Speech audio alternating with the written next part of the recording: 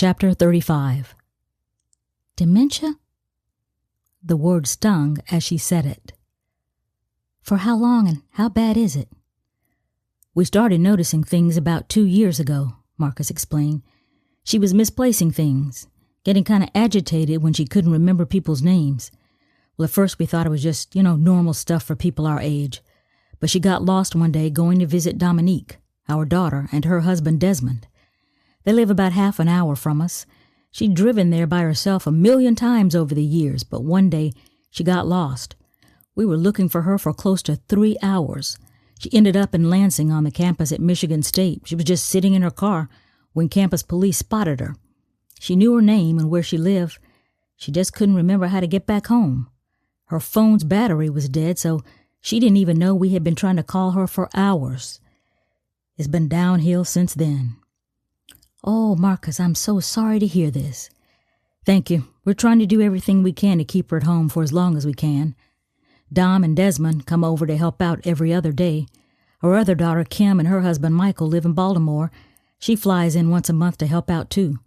And the grandkids, they come when they can.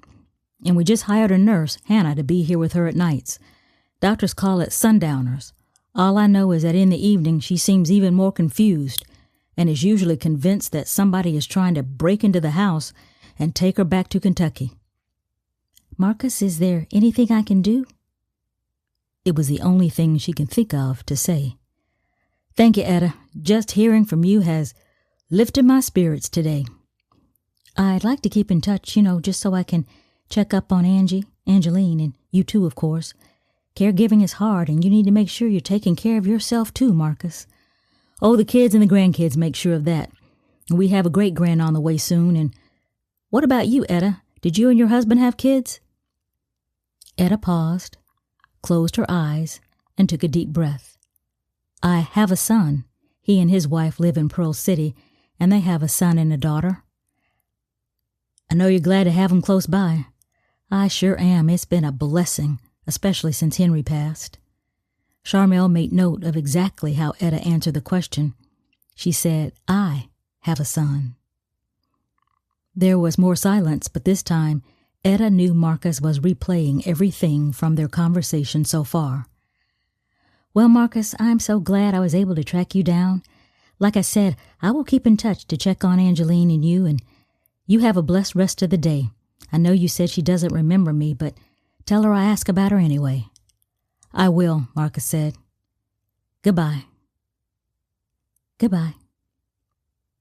Etta took the phone off speaker, ended the call, put her hands over her face, and sobbed.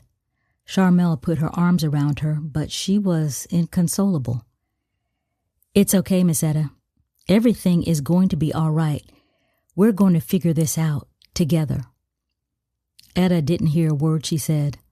All the memories from 60 years ago came flooding back in a new, emotional, and raw way. The tears flowed, and she allowed them to. As much as she loved Henry, and she did, deeply, she was overcome with what Marcus revealed in their phone call. He came back for her. He came back. And Angeline, she wasn't sure how she felt about her now, but she was heartbroken. The young woman she met who seemed so fancy and refined was gone. Etta imagined her now as frail and helpless. I should have asked him to send me a picture. What? Sharmelle asked after the first words Etta spoke. I should have asked him to send me a picture of Angeline and him too. Maybe you can do that next time. Etta didn't respond. Miss Etta? Sharmelle knew she would have to broach this next subject with a certain level of sensitivity. Now that you've spoken to him, do you still plan to tell him about Lucian? How are you feeling about that now? Sharmelle, I am more determined now that I've spoken to him. I must tell him, and soon. I owe it to Henry and the promise we made to each other. I owe it to Marcus, and I owe it to Lucian. Even after all these years, my son deserves to know the truth. I understand, Sharmelle said softly. Lucian should be told first. Yes, ma'am, I agree. And I want him told tomorrow, and I want you and Pastor McCurdy there when I tell him. Sharmelle was startled and stumbling over her words. Me? First Lady, I understand why you'd want Pastor McCurdy there to help guide Mr. Lucian through all of this, but I'm officially not family, so are you sure it's a good idea to have me there? I'm sure Mr. Lucian will have a lot of questions. She was hoping Etta would see she not only didn't need to be there, but her very presence might make the situation more awkward and intense. Etta apparently was not concerned with any of that. Yes, Sharmelle, I want you there. You must be there too. I need you to explain to Lucian all you had to do to track down Marcus, and you can help me remember everything he told us on the phone. Well, okay, if you really want me to be there, I will. Good, I will call Pastor McCurdy this afternoon and find out what time we can meet at the church tomorrow. I'm starting to feel lighter. I didn't realize how much the situation has been weighing me down over the past few weeks. Of course, you know, I'll be praying over this between now and the meeting. I believe the Lord is going to give us the words to say, how to speak them in love, and I believe He's going to prepare Lucian's heart in advance to hear what I have to say.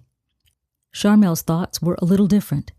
This situation has been weighing me down too, she said to herself, and I thought once I tracked down the elusive Marcus Pierce that I'd be able to turn it all over to you and the Lord, and it would be case closed on my end.